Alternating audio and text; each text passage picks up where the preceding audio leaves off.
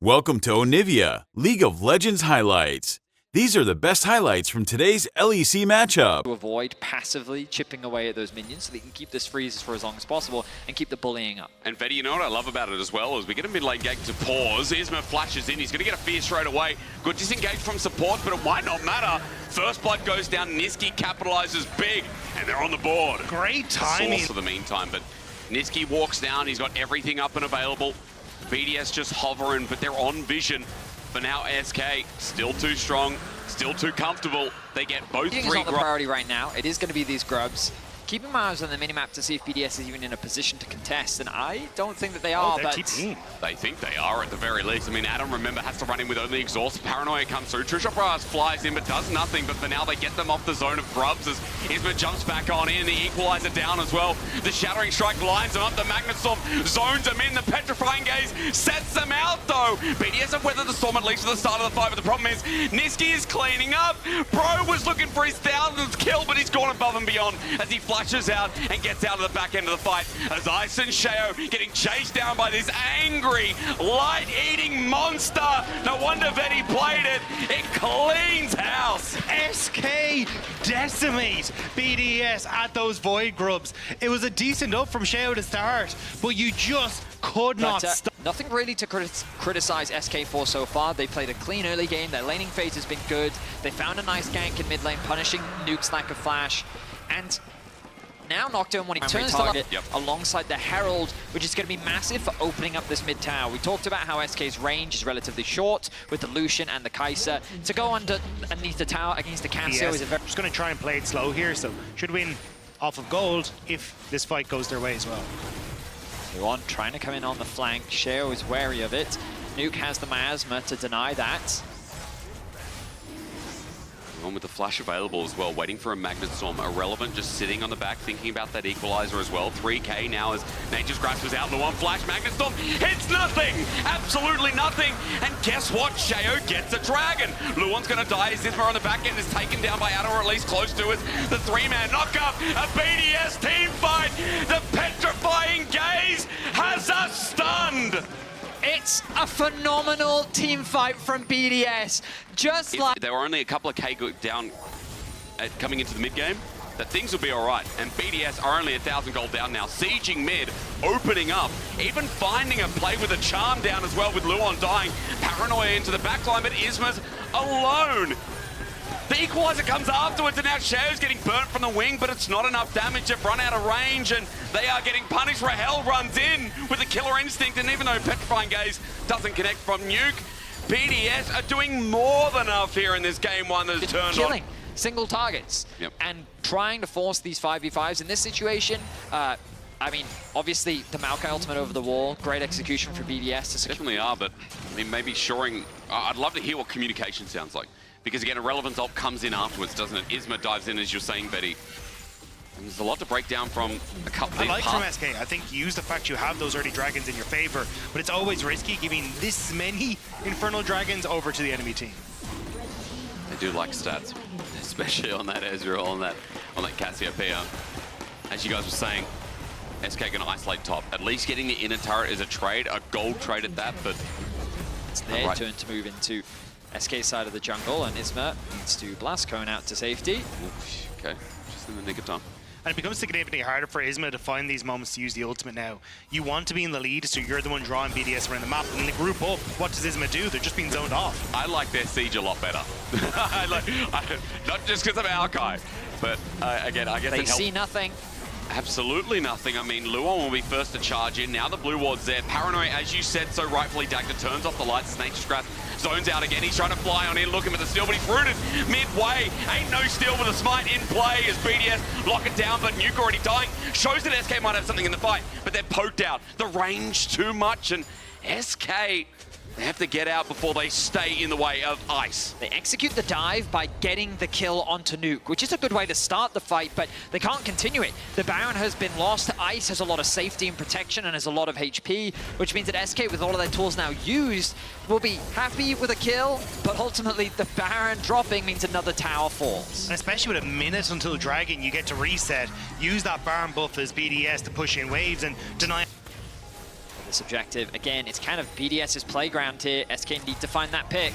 If SK lose this fight, that could be game. Boy. BDS can just run down mid. Noxious Blast slows it down. Paranoia there as well. Trisha Brush misses this time as Luan gets the Shattering Strike, but the Nature's Grasp again tries to find a target, but it's enough to zone away.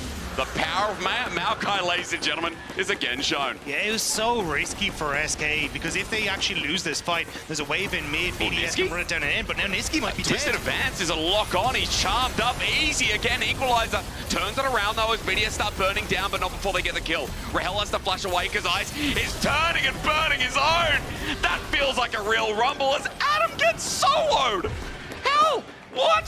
Cassante again. And that's three members.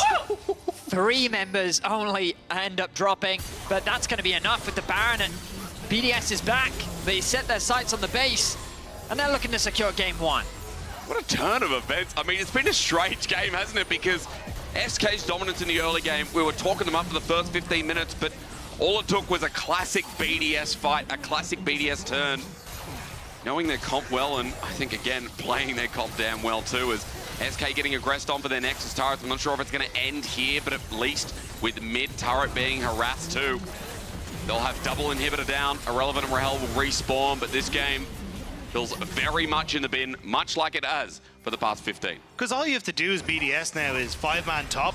Sheo ults the tower. You know, all casters have their lovely picnic party and we sit down and we talk about the teams. We're talking about SK and their individuality, right? Their strength. This comp reflects that really well, I think. And again, plays into the strength that Niski, Irrelevant, have in their laning phase. Rahel and Luan have brought to the team. We've got that individuality, but it is, again, just the burden of execution and the mistake that has really punished them at the start of this series. But that's the thing, it's been the coordination that has had SK struggle, and now it feels very much like it doesn't matter what LFL team it is, Carmine Core, or if it's BDS, they're going to struggle to close out when they get these early leads. Jack, I don't know if they'll like you for that. They are Swiss as we go for Luan on the backside, and there's a good lockdown at least set up this time, but who's going to get on in? Rahel's exhausted immediately in BDS. It just feels like there's not enough damage to contend with them right now. Irrelevant burns, cooks, but that guy's going in the bin. You do not eat burnt toast, and BDS know it. Game one's going to end with a triple kill going over to Ice. And it might not be the hyper carry, but I still see a true carry on the 80 carry once again for BDS in game one. Ice looks spectacular. BDS having a phenomenal comeback fight, and they will take game number one from SK. Pretty strong, especially if you can get a couple of those early stacks. Especially if they can get through the laning phase of the bully Corky, and then you find to just, as you said, Dag, to stack up. So the Rift, and if you never want to miss a game, or at least you never want to miss a game because Santander is here to reward you. You can head over to santandergaming.com to win weekly and monthly rewards like Niski here, who's about to die. He should have gone to the website. Use the code LEGEND15, Niski. Phosphorus Bomb, auto attack. It's first blood over to BDS. Thank you, Santander. But this time... It should be enough. The wave just out of range of the turret to start things off. Nuke waiting, there it is anyway. Phosphorus Bomb out of range, the Valkyrie in, and Nuke with a couple of autos. Sheo tanks it up, Nuke with one more. Isma, Flash Buckler, come on! A Flash Poppy slap, and Isma gets the trade. Ends up being a 1-for-1. Niski's going to be able to TP back into lane, so not the biggest... You know, when I heard that stack getting into game, the first Cassiopeia top, that's crazy, no? I mean, we have seen Cassio top, like, what? Season 4, Season 5 as Smolder mid. That's only recent. Niski has to get away, and he flaps again, but BDS... Revenge, he steals away the reds and now makes his way towards the Krugs. Isma will realize that all of his camps have been stolen. Irrelevant, is he in danger of a dive here? You can see that the matchup is starting to go very favorably. Good damage from Sheo, or rather on the other end, but Irrelevant gets tagged up with the ult and trying to get out of the turret range is Adam at half HP. He's burning down though, and Petrifying Gaze looked away from BDS. Don't have the health bars, but Adam turns it onto Isma. He's got a Twin Fang up as Flash for Flash now grounded for the time being, and another Noxious Blast. Remember, movement speed gained, and as Adam runs away, we look off map to see that Niski just got bonked. I think that was a global arrow. I mean, yeah, Niski ends up dying in the mid lane. I mean, the assist coming in from Ice does suggest that the arrow connected. Start here on the Smolder. And we talk about the scaling element, but it is so far delayed at this point. And for BDS, it's not just mid, is it? Gents, it's also top with Irrelevant now in a bit of trouble as well. He's going to get flailed up. Arctic Assault and permafrosted down. And Adam is just fang after fang after fang Feels like I'm watching Naruto in the early stages again. Man, Adam galore. Some boots, a tome. That's about it. The ring is he found behind a dresser somewhere? Yeah, that's right. I can sell this. I could use it probably as knockup comes through. We get the keeper's verdict out as Sheo has to flush out and True Shot Run still connects on the back end, but you can see Ice's damage with the arrow delaying onto Luon as well. They might lose their jungler, but what else comes with it? Isma's a little bit low, looking for the re-engage. The Zenith Blade flashed away from. Labrov gets out now with no summoners as Ice steps on up ambitiously, but rightly so. SK find themselves a kill at the end of the day. Nice job to lean on Rahel and Luon there. Good engage coming through from Luon to set things up. I think you're right. I guess the saving grace is Cassio doesn't have an easy time of getting on top of... Soul Flare up and available. Yes, it is. I mean, here comes the Dragon as well, but Nuke's AoE damage pulls him back a bit. Sheo takes a while to die. There's Mum! But Sheo walking away. One more auto. It's not until Isma gets the buckler flying. Nuke can't stop that one, and SK with another big kill.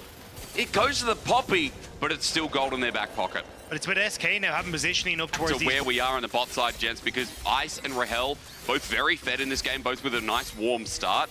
And I think when you think about both of these rosters, their AD carries are so integral to how their success has been throughout the year. And for Rahel, it has definitely been a, hey, I'm coming alive in the early stages. Downside is that he did sacrifice a decent number of plates. You can see only 2 remaining on the bot side, and Rahel... He's deep. He has to press E. Straight away, the flash comes out as well. To Luon, he wants a hand, but Ice won't let him get away. No, no, no. A kill over to the AD carry. When we're talking about the matchup, it's big as Adam might be caught out. He has to flash away. Isma with his kills big, but Petrifying Gaze buys him time, but not enough. Irrelevant looking to burn him down, but can he give the kill over? Isma has to take it away. That's a shutdown again to the Poppy, who is the carry now. Nearly able to turn it around, but Isma manages to get the kill. Still, though, Nuke on this bottom side will now finish off that tower. You've got a lot of members of BDS in the mid lane as well. They're going to finish off that mid lane structure. Turrets. Ice. Flash burned as well. Mum comes through. There's a lockdown with a Glacial Fissure in the back end, and Niski now has to play a bit of front to back, but Labrov is isolated, and so is Sheo. But look who's just rocked up. Ice is here again, and he deals mean damage even with the static shiv. And BDS, you know, I'm talking about these push and pull of trades, but BDS, the gold value is 4,000 in their lead with Double Dragon as well. I mean, this game, they're playing the map so well. Individual mistakes from SK are allowing BDS to just snowball the map. Yeah. You've got to remember, so a lot of this is a result of SK just return like that, right, within a minute's time. And as Dagda said, the Herald to boot just means that you have a few options with what you can do. Now, Labrov is quite isolated. His ulti is available, though. I mean, he's trying to buy time, it looks like. Is he going to pop it? No. I've got to zoom in, don't know. Maybe I need glasses, Jensen. He does, but I think he just chose not to waste it. Don't know why he was there. As I use that word, a trade itself, but in a turret, opened up. SK again, showing members. You know, Vetti, you were just talking about this. They commit. They show how many members are committing to the play as well, and BDS on the other side of the map are making their own play. BDS is a very traditional 2-lane team where they like to do the full 1 split. And what about this? Is this traditional for you? I mean, it's an easy pick. I think Irrelevant with no flash. I think Irrelevant's getting split. Yeah. That's tradition in my town. Well, I mean, that's just a great utilization here of the where team. SK can't even walk into the river right now out of fear of death, and that's just going to be sole point. SK coming late to the party. Yeah, they can't really get in. Labrov is playing bouncer here. Does get a decent amount of damage with the Ezreal ults, but Irrelevant off the side. BDS maybe biting off a bit more than they can chew here. Sheo ultis into Isma, the arrow on the back end. There's multiple targets. Isma, though, separates 2, but Adam has already killed Luon. Adam might be low. That could change things here. Petrifying Gaze was a bit of a whiff, and I think Medusa needs to adjust the angle. As BDS hover yet again, thinking on the outskirts of the fight, but SK already too far away, and the Dragon's done. Luon's dead. That's still a BDS win. Look at how confident BDS are, though. When you look at SK, they just feel so weak right now at this point in the game.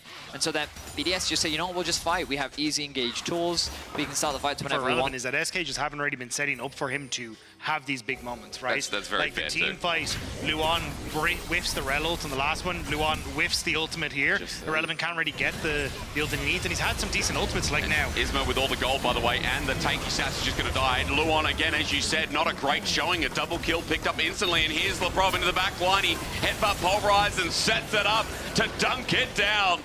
BDS with 3, and SK are once again on the ground. They tested BDS, and I feel like BDS passed with flying colors. Isma gets absolutely destroyed on the front line, and it leaves open this Baron for BDS is taking. Well, Irrelevant would show that he is still a good top laner. What Dagda was saying, if he can 2v5 here, but on the back end, Lavrov is zoning out and Baron's gone, even with the bars blinking in fate.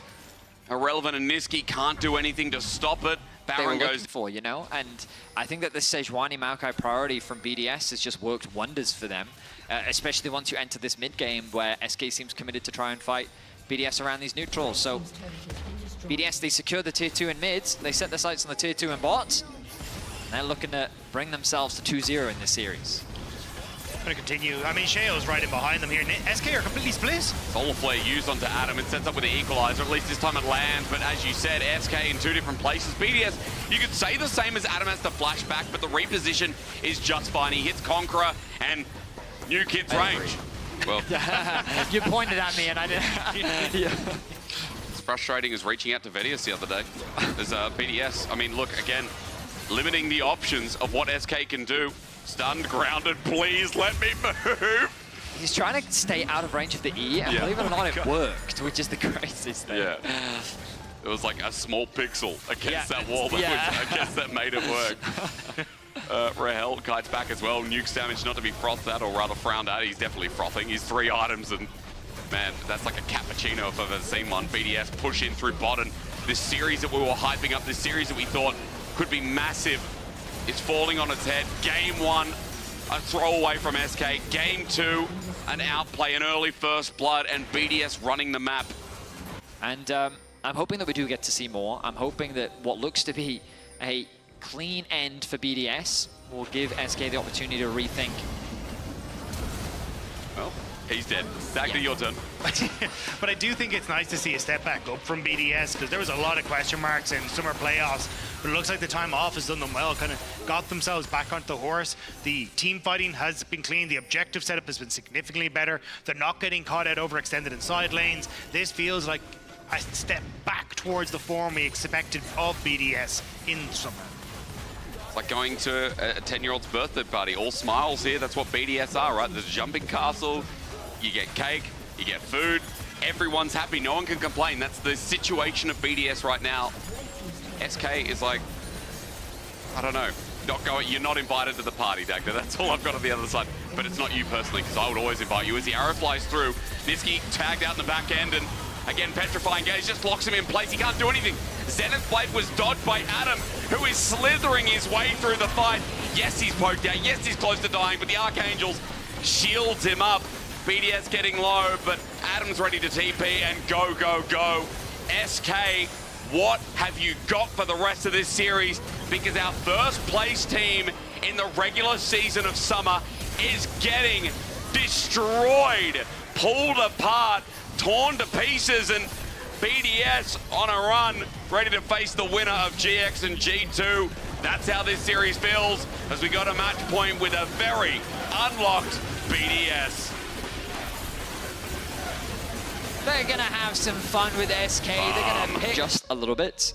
With the cannon on the top side, I think HP. Sheo just looks at them menacingly. He can just... Ooh. Okay, he's just here. He's walking up. He just took it. Nuke just got a kill on the back end. Rahel gets not. What? SK just let Sheo walk up. And just like that, the game is... That is causing issues here, because SK may be defeated by KC is where it started as Adam dodges away. It's a good little glacial opening, but you can see the electricity comes down. 2 members now going to bring it on as Adam at least drops and SK get 1, but Sheo hovering again, the sapling to zone out and Irrelevant doing Cassante things while Isma does survive. Yeah. Some shouting on stage. Rocket. Whoa! Okay, well... Nice! That felt a lot stronger. Anyway, close to 4 grubs in this game. And the ulti to interrupt the back. Nicely done there from Ice. It is leverage. Herald started off for them, and BDS are now coming in second fiddle. They did get the push. TP in behind. Yeah, that TP behind is what I'm looking at. Cherry jumps on in, and he steals it again! Just walked up. Bro loves going in for a quick take as Niski just dies at the back end. Irrelevant isolated. SK in these team fights. They're like the John Travolta meme. What is happening? Nuke gonna get exhausted. He has to flash away, and irrelevant to his credit, he's trying to make something work this game, but Adam cleans him up on the end, and no team fight for SK seems it can go right. Ice the entire time that fight was happening, and then Ice is just able to join the rest of his team as Adam SK. So Nuke is now to get on towards the bottom side. You already had Ice who was pushing in the mid lane as well, so SK have to try and stop that. As well, it's just so low. Ice is going to secure it, and it's just a repeat of what we saw. Dies. SK tried desperately again to make a play onto the top side, but Labrov in position to cover. Nuke could TP if he wants to, but I think BDS Adam, great sidestep in the meantime though, and he's waiting for the slicing maelstrom, pops it, but there won't be enough only to buy time. He shuts down, or rather Rahel gets it. Labrov now isolated while Dragon goes down, and he tries to buy time too, but with the Herald out, he's going to make an escape and get on out of there. Go on, my son. And they're even going to try and dive bot. Niski gets zoned away. Labrov is on a magical journey, but he ain't playing Bard. He navigates that wall too. But the tower aggro, they ran out of minions. And so Irrelevant actually ends up getting killed by Labrov as well. He brings it mid, they secure another tower. It gets the charge back. He's going again! Oh my goodness! It's a disaster. There are issues, but unfortunately they just haven't been able to. It has been that mid game where they struggle, but Labrov might struggle here as well. Yeah, he might indeed. He pops the ulti. Nature's Grasp comes out, but look at the angle on it as well. Cleanse has to be burned immediately. This turn is looking dangerous as Isma gives an excitement over to Ice, and Range starts playing SK back away, and Labrov is just... Adam. Sneaky, sneaky. Well, I mean, a hero play from SK is what I'm looking at, because Niski needs to get in there with a flash Emperor's Divide. Health bar's going down, but you said it, Adam now spotted out on a ward, but his angle is just as... Labrov is also coming in, now into BDS, there's the knockup for Rahel and Luon. It's great, but Adam shocks him in ore again, but in the pit, Jao is just trying to take the Baron. He eventually knocks it down, fails his flash. And for SK, I mean, that's still as breath of a light as you can get at this point in the game. BDS complete. There is still a huge wallet diff, but a small glimmer of hope. Flash headbutt pulverized. Niski gets a wild growth, but flashes over the wall. The Nature's Grasp again zones him out, and look, they get a free target onto Isma. His team was locked in place. Irrelevant running for his life as the rest of SK are now getting collapsed on, and when we saw a fumble around Baron, BDS weren't going to give any more free skin over to SK. The rocket lines them up, Adam sends them out, and the zap threatens him through. A new bot lane from Korea.